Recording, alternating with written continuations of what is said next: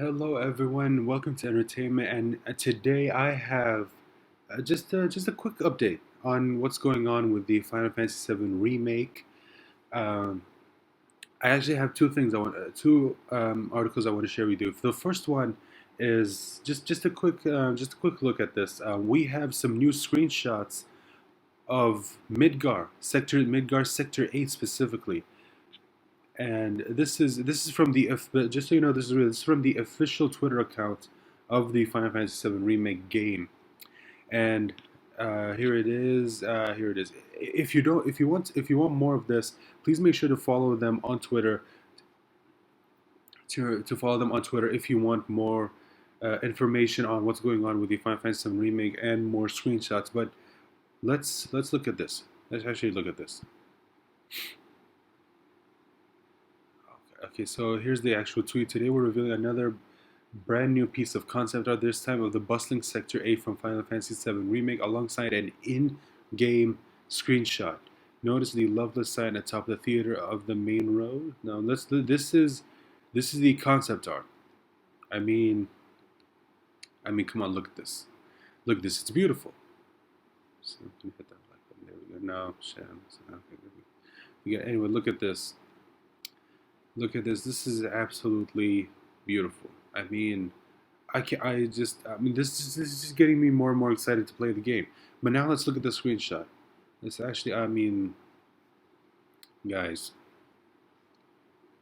if this doesn't get you to if this doesn't get you excited for the game, I mean, just imagine what it'd be like to actually walk through this. I mean, here you have the signs as welcome Loveless, which is okay. Wait, I mean, here you can see if you zoom in. Let me zoom in for a bit.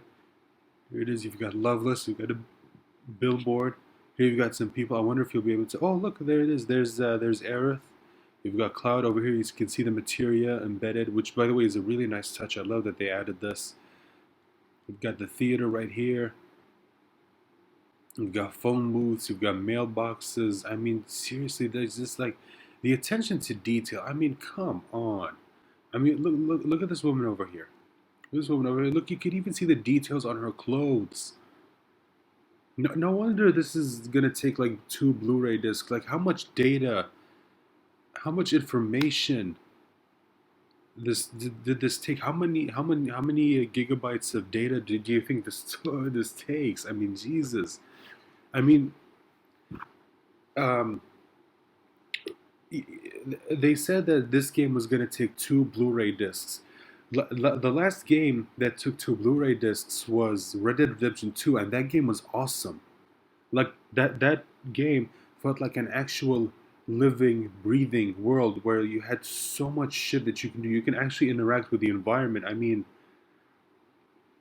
I can't wait. Like, this is just getting me more and more excited. I mean, I know it's a bit of a shame that the store, when it comes to the story, it's just going to be in Midgar.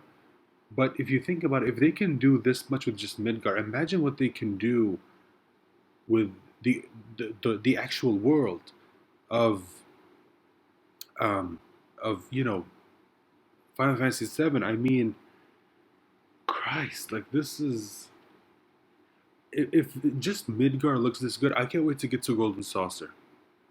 I mean, I actually can't wait. Oh man, I can't wait to explore the world. And I wonder how they're gonna do the airship. Actually, now that I think about it, are they even gonna include the airship? Like, will you actually be able to get on the airship and will you actually? I wonder if okay, imagine if they do this. Like, okay, you leave by the end of the game, you leave Midgar, and then in the next game, it's gonna be out there, and you're out there in the world, and you get into by the time you get to the airship. I wonder if like what you can do is you go inside and you actually get to see the inside of the airship all rendered in beautiful 3D goodness. And excuse me. And you get to you actually get to like input the coordinates of where you want to go. Like, you actually get to select on the map, like, okay, we get to go here, and the airship takes off and you fly, and you get to just like hang around the airship. You probably can have things that you can do. Again, there's so many things they can do with this. I mean, I'm excited just thinking about it. I can't wait to see what they actually do. I just hope it doesn't take too long. I mean, I think they said in an interview that, I mean, they haven't started working on the second installment yet, but I'm hoping that since they already have um, most of the work, at least most of the basic technology done, I'm hoping that at the very least it won't take as long as the first part, or at least this game, which is going to come out next year in March 3rd, 2020. Please mark your calendars. Oh, that's going to be a day to remember. I mean, it's just look. I just one more time. Let's look at the detail. Okay, you've got the Loveless sign. You've even got one of those restaurant signs, the chalkboard menus that you have outside of restaurants. I mean, I'm loving this. Jesus Christ! You got Aerith over there. We've already seen her. You've even got posters. I mean, this is God. This looks amazing. Look, you've got the power lines over here. You've got billboard art over here. You can even see like the detail. I mean, the detail. This is what gets me. The attention to detail. I mean, this is what gets me in most works of art. It's the attention to detail. I mean, this is just. I'm just more excited. This is just getting me more and more excited. I don't know about you guys, but anyway, that's it. That's all I have to. Oh no! Sorry, sorry about that. That's not all.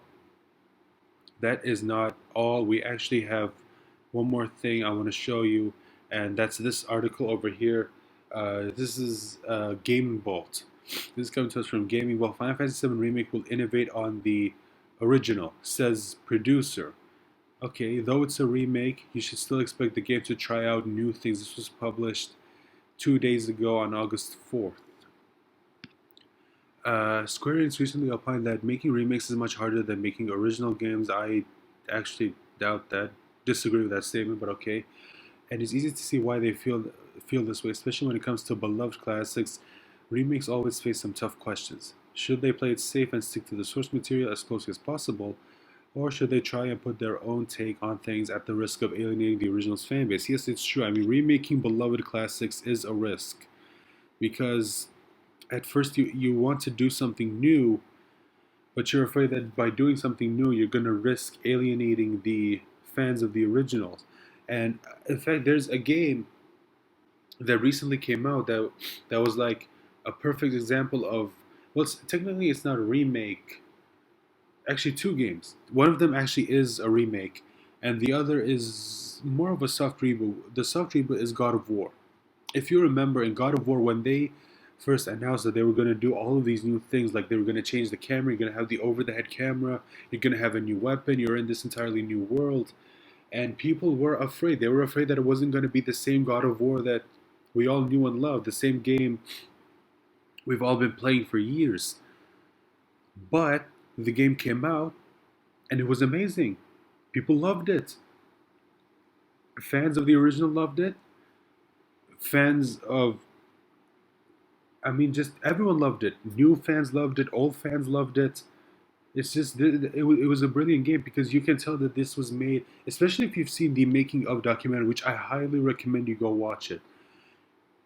You can tell that people put so much effort into this game, and it shows. Like this is all we keep asking from game developers is or just anyone who works on any form of art is if you put your heart and soul into it, it's people are going to love it because people can tell that you cared. People can tell. That's why if you make some cheap knockoff, cheap product that's just out there to make money, that people can tell like you didn't even try. But anyway, that's neither here nor there. The other remake is Resident Evil 2, and they even mention it. Like, and people loved Resident Evil 2, not just for the graphics. They loved the game. So a good remake is possible, although I still don't believe that a remake is even more difficult than making an original game. I fundamentally disagree with that. But that's neither here nor there. I'm actually saving that for another video. Okay, so Final Fantasy VII Remake is looking to strike a delicate balance between those two, but it's clear that it's doing a lot of new things. That is instantly apparent in its gameplay, of course, obviously, if you saw the gameplay, you'll know, as well as its visuals, but it's also clear that it'll do so in terms of narrative. Okay, well, that's where I think you might risk losing people because if you change the story, you might risk alienating the people who loved the original story exactly the way it was. Yeah, again, this is it is complicated. I will admit, I'm not gonna say it's not complicated. I'd be lying if I said it wasn't. But anyway, so this article basically goes on to say that the producer, basically they most of the stuff that he says that stuff we already know that the team working on is a mix between people who worked on the original and new people who grew up playing the original. So it's gonna have a good balance of both, which is good. Excuse me. As things stand right now, it's looking like Final Fantasy VII will be able to find a similar level of success. Well, here's hoping. I mean, I'll need to play the game to know. And yes, by the way, when the game comes out, I will play it, and I will be doing a review of the game, which will actually be available on my Patreon. Be available on my Patreon, so you can go check it out if you really want to support this channel. If not, if you're not, I'm not saying you have to. If, but anyway, here. So this is the article. I mean, they say that it's gonna innovate on the original, which again I have no doubt because the technology that's available now wasn't available back then. So obviously they'll be able to do things now that they couldn't do back then. But I don't know. I mean, I want to throw this question to you guys. So is this good news or is this bad news? Like, do you actually like that they plan on doing new things, or would you rather they just stick to um, or at least new things in terms of the story. I know that when it comes to the gameplay, that they're gonna have to do something new. They're gonna have to update it. But I want to know what you guys think about them innovating on the story. That's what I really want to know. Are you guys? Does this make you even more excited for the game, or does this make you go, you know what, scratch that. I'm not gonna play. If it's not the original story, um, I'm not playing it. Or are you somewhere down the middle where, I mean, you understand why? I mean, I would still rather play the original, but I'm still going to give this a chance. Just let me know in the comments where you are on this. And again, I'll leave a link to this article in the description if you want to go check this video out, if you want to check this out for yourself.